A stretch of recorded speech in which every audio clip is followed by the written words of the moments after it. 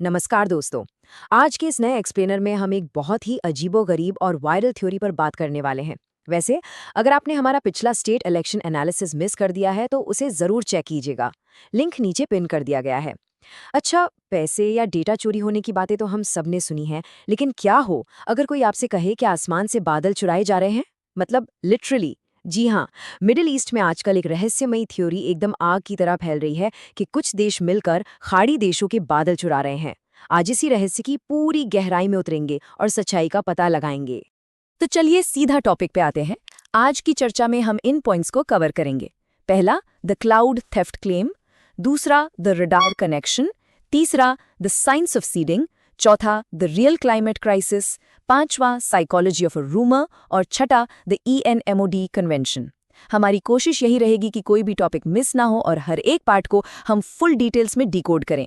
Section 1, the cloud theft claim. चलिए सबसे पहले ये समझते हैं कि आखिर इस पूरे विवाद की शुरुआत कहाँ से हुई और वो कौन सा एक्सट्रीम वेदर शॉक था जिसने पूरी दुनिया का ध्यान खींच लिया। 65? ये कोई मामूली नंबर नहीं है। इमेजिन कीजिए, इराक, UAE और ईरान जैसे देशों में पिछले 65 सालों से सूखे जैसी स्थिति बनी हुई थी। पानी की एक एक बूंद के लिए तरसते रेगिस्तान। लेकिन फिर अचानक से ये 65 साल का सूखा टूट गया। एकदम मूसलाधार बारिश हुई, ओले गिरे और सूखे इलाकों में तो बड़ी बड़ी झीलें तक बन गई। बस यही अचानक आया बदलाव सारी अफवाहों की असली जड़ बन गया। और इसी अप्रत्याशित बारिश के बीच एक बहुत ही सीरियस आरोप सामने आया। इराक के एक सांसद अब्दुल्ला अल खैखानी ने सीधा सीधा बयान दे दिया कि इजराइल और अमेरिका उनके बादल चुरा रहे हैं। वैसे आपको बता दूं कि ये कोई पहला मौका नहीं है। 2018 में भी ईरान के एक जनरल ने बिल्कुल ऐसे ही दावे किए थे कि उनके बादलों की चोरी हो रही है। Section 2, the radar connection. अब सवाल ये उठता है कि 2018 की ये पुरानी थ्योरी 2026 में अचानक इतनी तेजी से वायरल कैसे हो गई? देखिए हुआ क्या। अगर हम घटनाओं की टाइमलाइन देखें तो 5 मार्च 2026 को कतर में तैनात अमेरिका के FPS 132 अर्ली वार्निंग रडार को ईरान ने कथित तौर पर डैमेज कर दिया। ये एक ऐसा पावरफुल रडार था जो मिडिल ईस्ट में किसी भी फ्लाइंग ऑब्जेक्ट को ट्रैक कर सकता था। फिर मिड मार्च में टर्किश एयरस्पेस बैन की खबरें आईं और उसके तुरंत बाद मार्च के अंत में वो भयानक बारिश शुरू हो गई। तो इस वायरल कॉन्स्पिरेसी का लॉजिक क्या था? लोगों ने थ्योरी बनाई कि कतर में रडार नष्ट हुआ, जिससे अमेरिकी ट्रैकिंग डिसेबल हो गई। और क्योंकि ट्रैकिंग रुक गई तो जो क्लाउड थेफ्ट यानी बादल चोरी का ऑपरेशन चल रहा था वो भी रुक गया और फाइनली उनके देशों में बारिश हो गई। मतलब हद तो तब हो गई जब ईरान की एम्बेसी के एक ट्विटर हैंडल से भी यही दावा करते हुए एक ट्वीट कर दिया गया था, जिसे खैर बाद में डिलीट कर दिया गया था। Section 3, the science, seeding versus stealing. क्या सच में बादल चुराना साइंटिफिकली पॉसिबल है? आइए फैक्ट्स पर बात करते हैं। यहाँ दो चीजों में अंतर समझना बहुत जरूरी है। एक तरफ है क्लाउड सीडिंग, जो एक प्रूवन और रियल साइंस है, और दूसरी तरफ है क्लाउड स्टीलिंग यानी बादल चोरी, जो कि जियोग्राफिकली और साइंटिफिकली पूरी तरह से इम्पॉसिबल है। अक्सर लोग सीडिंग को देखकर ये भ्रम पाल लेते हैं कि अगर बादल बनाए जा सकते हैं तो भाई चुराए भी जा सकते होंगे।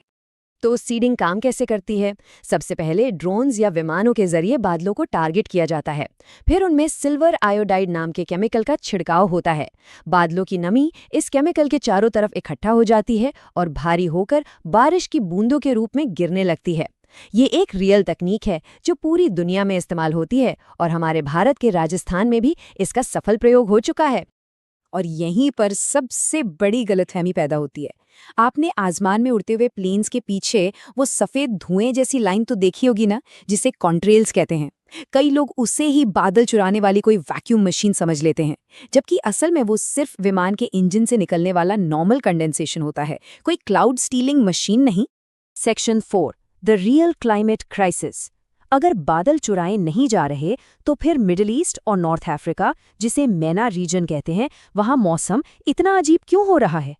असली वजह कहीं और नहीं, हमारी अपनी गतिविधियों में छुपी है। मेसोपोटामिया जैसे ऐतिहासिक क्षेत्रों में जिस तरह से अंधाधुंध फॉसिल फ्यूल निकाला जा रहा है, बड़ी बड़ी रिफाइनरीज चल रहे हैं, तेजी से शहरीकरण हो रहा है, यही सब इस क्राइसिस को जन्म दे रहा है। ये डेटा वाकई डराने वाला है।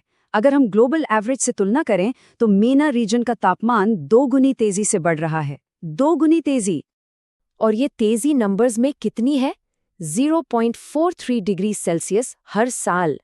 साइंटिस्ट का कहना है कि अगर हालात ऐसे ही रहे तो इस सदी के अंत तक इस इलाके का एवरेज टेम्परेचर 5 डिग्री तक बढ़ सकता है, जो कि तबाही लाने के लिए काफी है। तो फिर वो अचानक हुई बारिश क्या थी? उसका असली साइंटिफिक कारण था वेस्टर्न डिस्टर्बेंस, यानी पश्चिमी विक्षोभ। इसके कारण अचानक नमी खिंचकर इन इलाकों में आ गई, जो कि एक पूरी तरह से नेचुरल वेदर एनॉमली थी। इसका किसी रडार के टूटने या बादल चोरी के रुकने से दूर दूर तक कोई लेना देना नहीं था। Section 5 psychology of a rumour. अब एक बड़ा सवाल, जब ये थ्योरी साइंटिफिकली इम्पॉसिबल है तो इतने सारे आम लोगों ने इस पर यकीन कैसे कर लिया?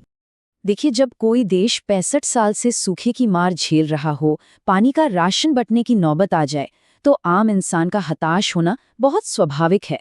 और जब सरकारें पानी जैसी बेसिक जरूरत पूरी नहीं कर पाती, तो अपनी नाकामियों को छुपाने के लिए दुश्मन देशों पर इल्जाम लगाना सबसे आसान रास्ता होता है।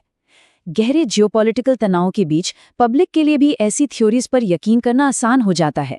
Section 6 the ENMOD convention. क्या ऐसा कोई इंटरनेशनल कानून है जो पर्यावरण को हथियार बनाने से रोकता हो? जी हाँ, इंटरनेशनल लेवल पर एक ट्रीटी है जिसे एनमॉड कन्वेंशन कहते हैं। ये कानून तकनीकी रूप से किसी भी देश को पर्यावरण या उसके संसाधनों का दूसरे देश के खिलाफ हथियार के रूप में इस्तेमाल करने से रोकता है। लेकिन प्रॉब्लम ये है कि ये कानून बहुत कमज़ोर है। बहुत कम देशों ने इसे रैटिफाई किया है और इसे सख्ती से लागू करने का कोई मैकेनिज्म ही नहीं है। इसी अस्पष्टता की कमी के कारण इस तरह की कॉन्स्पिरेसी थ्योरीज को आसानी से पनपने का मौका मिल जाता है। The final reality. हम इस चर्चा की बिल्कुल एंड पर आ गए हैं, तो चलिए कंक्लूड करते हैं। अंत में हमारे सामने एक बहुत बड़ा सवाल खड़ा है। क्या अगला 65 साल का सूखा शुरू होने से पहले हम एंथ्रोपोजेनिक यानी इंसानों की वजह से हो रहे क्लाइमेट चेंज का कोई परमानेंट सोल्यूशन निकाल पाएंगे? सच तो ये है दोस्तों कि बादल चोरी नहीं हुए हैं। असली विलन क्लाइमेट चेंज है।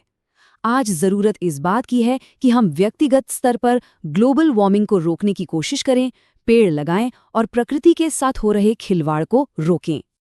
तो ये था हमारा आज का फुल एक्सप्लेनेर। अगर आपको इस चर्चा में मजा आया और कुछ नया सीखने को मिला है तो प्लीज इसे अभी लाइक करें, अपने दोस्तों के साथ शेयर करें और कमेंट सेक्शन में अपने विचार जरूर बताएं।